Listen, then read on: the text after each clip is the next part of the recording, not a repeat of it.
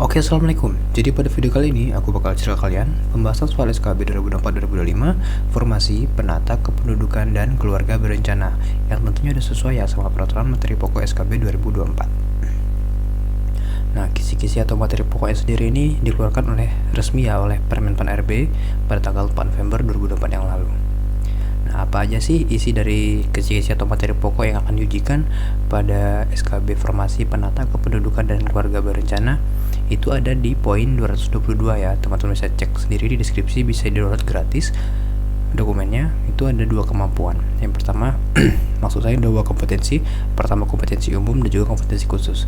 Untuk kompetensi umum itu ada 3 poin. Pertama kebijakan pengendalian penduduk, konsep dasar keluarga, dan juga kebijakan pembangunan keluarga. Untuk kompetensi khusus itu ada 6 poin. Yang pertama penyusunan kebijakan pengendalian penduduk, keluarga berencana, dan pembangunan keluarga. Advokasi kebijakan pengendalian penduduk, keluarga berencana, dan pembangunan keluarga.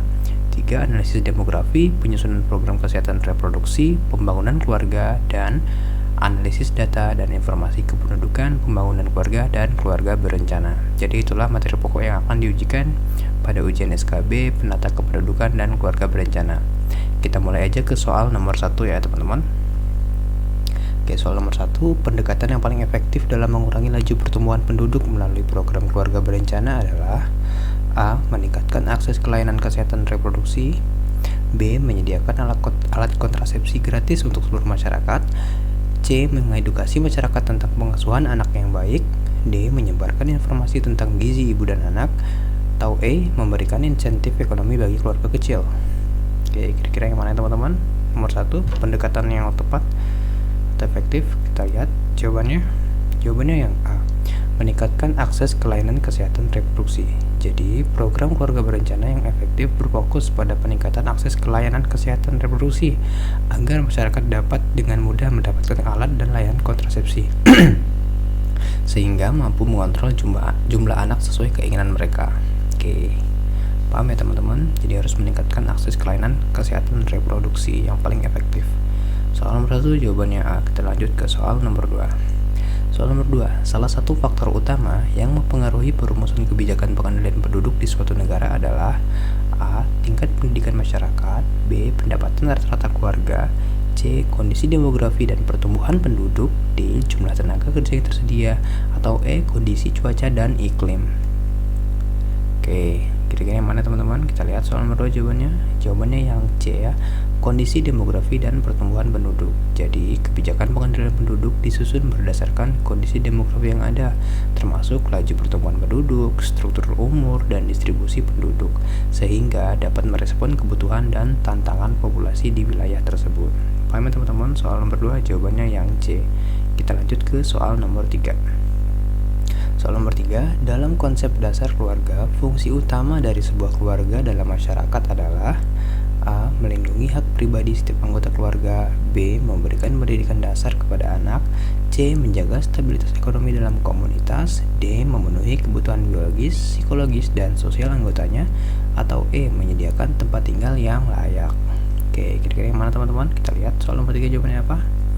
Jawabannya yang D ya, memenuhi kebutuhan biologis, psikologis, dan sosial anggotanya.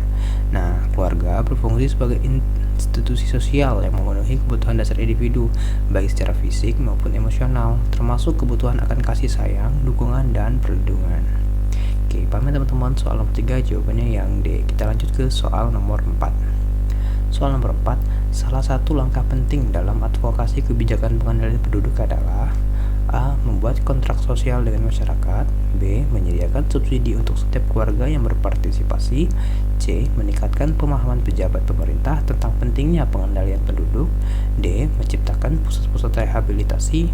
Atau E. Menurunkan usia pernikahan agar dapat mengontrol kelahiran. Oke, kira-kira yang mana teman-teman jawabannya? Kita lihat soal nomor 4. Jawabannya yang C. Meningkatkan pemahaman pejabat pemerintah tentang pentingnya pengendalian penduduk. Nah, advokasi kebijakan pengendalian penduduk efektif dilakukan dengan meningkatkan pemahaman pembuat kebijakan atau pejabat pemerintah, sehingga mereka mendukung program yang bertujuan mengendalikan laju pertumbuhan penduduk. Oke, jadi paham ya teman-teman? Soal nomor 4 jawabannya C. Kita lanjut ke soal nomor 5.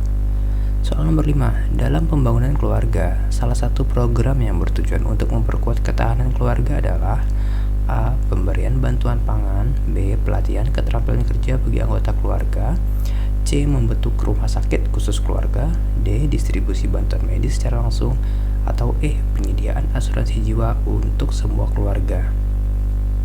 Oke, kira-kira yang mana teman-teman? Kita lihat jawaban nomor 5. Jawabannya yang B. Pelatihan keterampilan kerja bagi anggota keluarga. Nah, program pelatihan keterampilan bertujuan memperkuat ketahanan ekonomi keluarga yang menjadi bagian penting dari ketahanan keluarga dalam menghadapi berbagai tantangan hidup. Ya, jadi paham ya teman-teman, soal nomor 5 jawabannya yang B. Nah, untuk soal nomor 6 dan seterusnya, teman-teman bisa cek link di deskripsi ya teman-teman. Di sana udah ada total 100 soal beserta jawaban dan pembahasan yang bisa teman-teman pelajari dan teman-teman pahami. Silahkan cek link di deskripsi, bisa di-download di sana. Nanti teman-teman bakal dapat file berupa PDF seperti ini. Untuk di halaman awal, teman-teman akan disuguhkan kembali oleh materi pokok apa aja yang bakal diujikan nanti pada soal SKB Penata Kependudukan dan Keluarga Berencana. Dan tentunya juga ada total 100 soal ya teman-teman yang bisa teman-teman baca-baca, pelajari dan pahami. Nah, yang kita bahas tadi adalah soal nomor 1 sampai soal nomor 5.